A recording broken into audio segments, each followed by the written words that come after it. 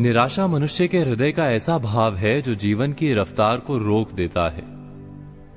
जीवन का सफर ठहर जाता है। ऐसी निराशा हम सबने कभी ना कभी जीवन में अवश्य देखी है।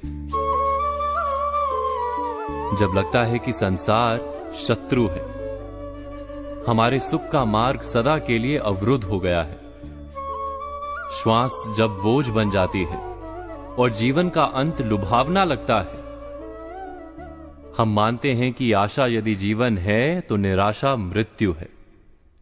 किंतु क्या ये सत्य है? आशा के अभाव का नाम क्या निराशा है? शब्दों से ऐसा लगता है, पर वास्तव में आशा और निराशा का कोई संबंध ही नहीं। वो कैसे? लगता है कि आशा का ना होना निराशा है, किंतु क्या ये सत्य है? एक बार विचार कीजिए कि आशा क्या है।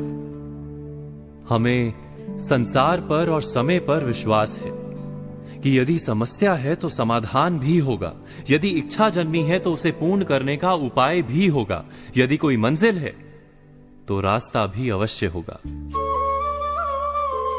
और हमारा अनुभव भी तो यही कहता है कि देर सवेर हमारी इच्छा अवश्य पूर्ण होती है।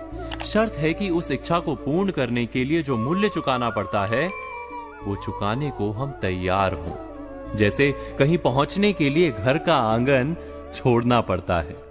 घर छोड़ने का मूल्य चुकाने वाला अवश्य मंजिल पर पहुंचता है। श्रम करने वाला परिणाम अवश्य पाता है।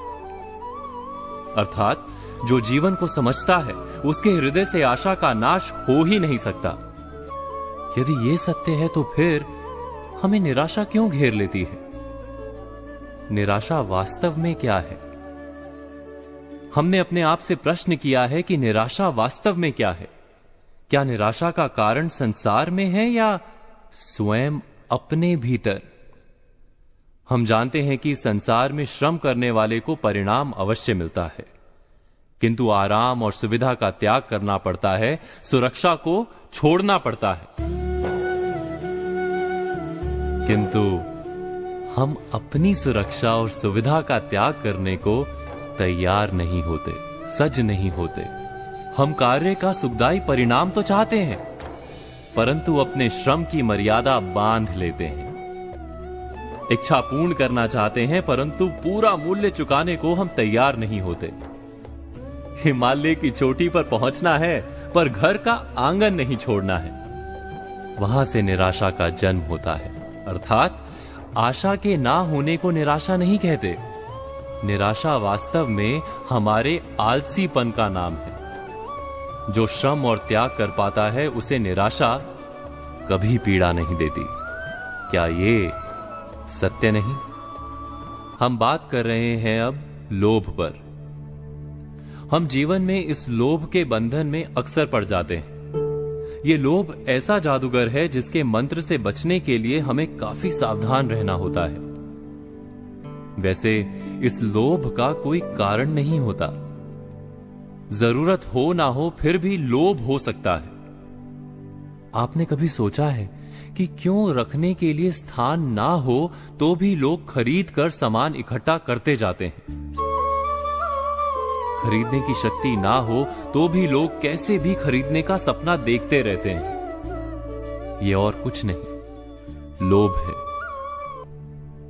अक्सर किसी की अच्छी कार देखकर आपको लगता है कि काश मेरे पास भी ऐसी ही कार होती। जो भी किसी और के पास है वो सब हमारे पास हो। हमें वास्तविक रूप से कार की आवश्यकता है कि नहीं, लेकिन हम उसको पाने के लिए कुछ भी करने लगते हैं। हमें पता भी नहीं चलता। और शायद इसी तरह की सोच के जरिए लोभ हमारे मन में घर बना लेता है। ऐसे ही लोभों के कारण हम कई बार बेवजह ईर्ष्या, द्वेष और तनाव का शिकार भी हो जाते हैं। दूसरों की समृद्धि और संपदा को देखकर हम कभी कभी उनसे ईर्ष्या और उससे भी बढ़कर द्वेष रखने लगते हैं।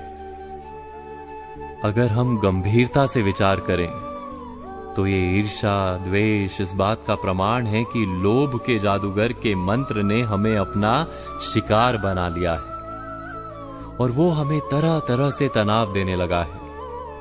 हम सोचना ही छोड़ देते हैं कि इसी लालच की वजह से ऊंचे ब्याज पर लोन लेकर खरीदी गई गाड़ी ज्यादा जरूरी है या फिर मानसिक शांति।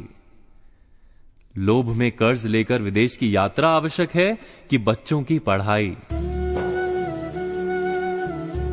अगर हम विचार करें तो इस लालच के चंगुल से छूटना इतना मुश्किल भी नहीं है। यदि आप अपनी आवश्यकताओं और अपनी धन शक्ति का यथार्थ समझ लें तो खुद को लालच के भूत से दूर ले जाकर फिर से एक सुलझा हुआ इंसान बना सकते हैं। ये मंत्र आजमाइएगा जरूर।